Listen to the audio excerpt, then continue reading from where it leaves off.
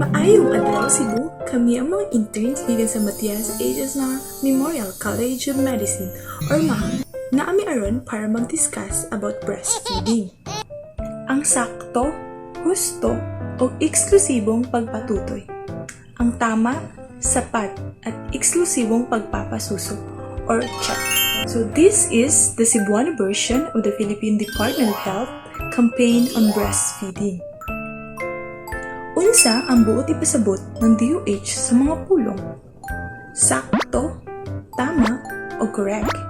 Sakto ang pagkatakto sa panit ug sa puya or baby ug sa inahan sa bago pa kining na tao. Pangalawa, kinahanglan patutuyon dayon si baby para mahiduol siya sa inahan. Husto, sapat, adequate. Husto ang diyutay nga gatas nga mugawas sa inahan sa unang simana gumikan sa pagkatawo ni baby. Busa, ipadayon gihapon ang pagpatutoy para maanad ang lawas sa inahan ug makapagawas pa og daghang gatas. Eksklusibo, exclusive. Ang eksklusibong pagpatutoy ni baby sa inahan sa sulod sa unom ka buwan nga paniguangon nga walay sagol sama sa tubig, infant formula ug uban pang likido. Mga importansya sa pagpatutoy. Giawhag sa World Health Organization ang pagpatutoy kay makahatag kini og saktong nutrisyon, proteksyon sa mga sakit sama sa impeksyon ug mahilayo ang puya sa sayo nga kamatayon. Nagaawag sab ang Department of Health sa upat ka elemento sa saktong pag-atiman sa bag-o nga natawo nga buya. Una, dinalian o paspas nga pagtrapo og limpyo og init-init nga panapton o lampin sa puya o baby sulod sa 30 ka segundo gikan sa pagkatawo ni ini para moginhawa dayon. Ikaduha, pagbutang sa puya sa tiyan sa inahan gikan sa pagtrapo ni ini aron makaawag og skin to skin contact ang inahan ug ang baby para bonding ug dili dali tugnawon si baby. Ang pagkatugnaw mao'y hinungdan sa dali nga pagkasakit, pagkalat sa infection or pag-ubos sa blood sugar ni baby. Ikatulo kay saktong pagbukos o pagputol sa cord para dili magka-anemia o magdugo ang puya. Ikaupat, dili dugayon ang paghilayo sa inahan ug ang puya para makatun si baby sa pagtutoy. Ug karon kita mag-discuss sa mga bintaha sa pagpatutoy og gatas sa inahan. Una, dili dali magdugo ang inahan human kini manganak. Ikaduha, pwede himuan nga natural family planning method or ang lactation amenorrhea method, which is 98% sa mga inahan nga nagpasuso ang dili mabuntis sulod sa unom ka bulan. Ikatulo, makapaubos sa higayon nga magkakanser sa suso, matres ug bukog. Ikaupat, kung magsigi og patutoy, dili dayon dali gutomon ang baby ug magmata sa kadlawon. Ikalima, makapadasig ug makatikbabaw sa bonding o relasyon sa inahan ug ni baby. Ikaanom, dili mo dako nga bugo, walay bilib sa kaugalingon ug swile nga anak si baby. Ikapito, himsog nga panlawas sa pagdako ni baby, walay gastos sa tambal ug ospital. Ikawalo, libre, limpyo ug presko kanunay ang gatas sa inahan. Ug ikasyam, sakto sa nutrisyon, dili sobra, dili sad kulang. Mga buhaton sa mga mabdos para sa masustansya nga gatas. Una, saktong pagkaon sa dili pa manganak. Ikaduha, likayan ang mga aslom nga pagkaon og prutas, parot sama sa asin, patis, bulad ug ginamos. Ikatulo, mukaon og utanon sama sa kalabasa ug kamunggay. Ug ikaupat, mukaon og isda, karne sa baboy o baka nga walay tambok, ug itlog.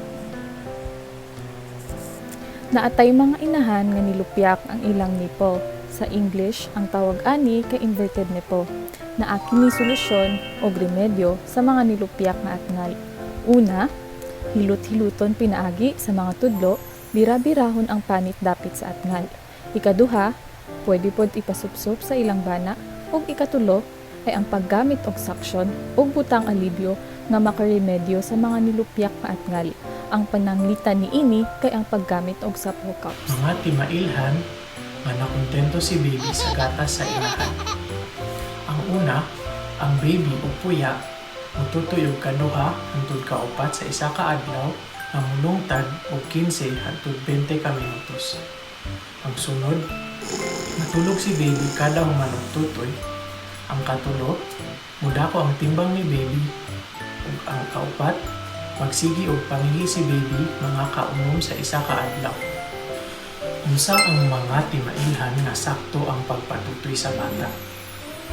Nitakdo ang siwang sa baby sa tutoy, dako og abre ang bakba sa baby, nakaukab pagawas ang ubos nga ngabil ni baby, ug mas ubay-ubay nga atngal ang makita sa ibabaw nga bahin. Recognizing good attachment in the breastfeeding. The first one is chin touching the breast, mouth wide open, and lower lip turned outward, more areola showing above. These are the good attachment in the breastfeeding. Mga ila nga sakto ang posisyon sa baba sa baby ini pagpatutoy. Una, walay saba nga madunggan. Ikaduha, dili sakit ang atngal or masamad ang atngal. Ikatulo, matulog si baby human mabusog. Ikaupat, si baby dili alingasak. Ikalima, mudako ang timbang. Mga resulta sa di maayo nga pagpatutoy. Pain and damage to nipples may result into sore nipple fissure. Breast milk not removed effectively may result into engorgement. Also, apparent poor milk supply makes the baby unsatisfied and wants to feed a lot. Also, it makes the baby frustrated and refuses to suckle. Lastly, breasts that make less milk make the baby fail to gain weight. Ang posisyon sa baby kung magpatutoy. Una, ang dunggan, baga, ug batang kinahanglang nakalinya. Ikaduha, duol ang lawas sa inahan ug anak aron maposisyon ug tarong ang atngal. Ikatulo, suportahan ang ulo baga, kung bag-ong tao, tibuok lawas ang suportahan. Ikaapat, mag-atubang ang nawong sa bata sa tutoy sa inahan. Kani ang mga breastfeeding positions.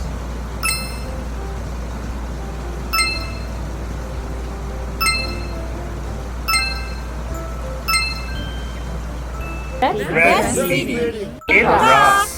Kani ang mga references sa kaning lecture. Daghang salamat.